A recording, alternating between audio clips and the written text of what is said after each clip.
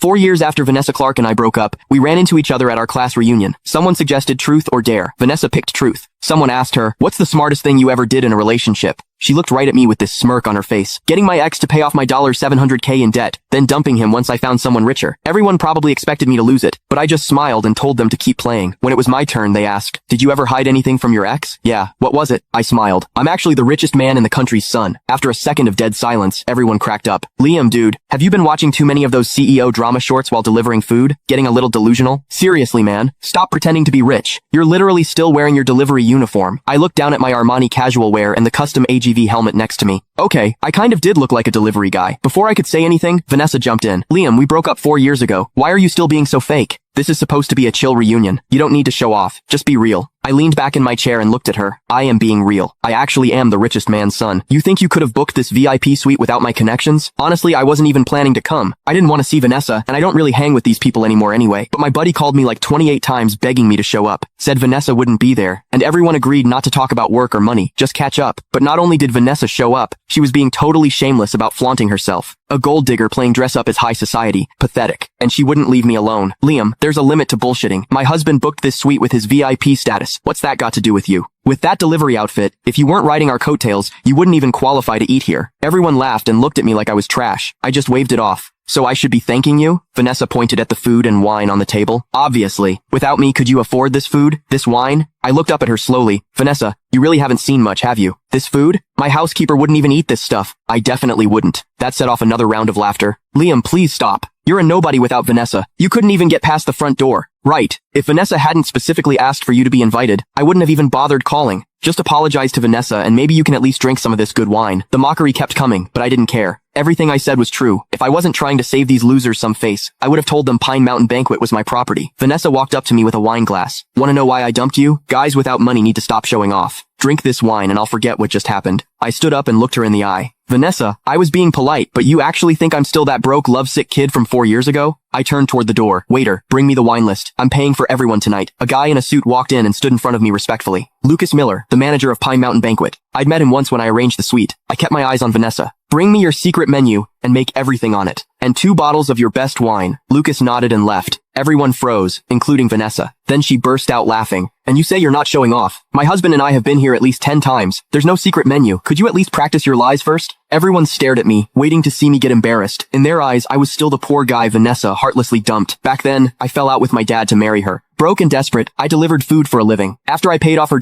$700K in debt, she hooked up with some rich kid named Sebastian Ashford. Heartbroken, I went home to take over. You can find the full story in my bio. It's free.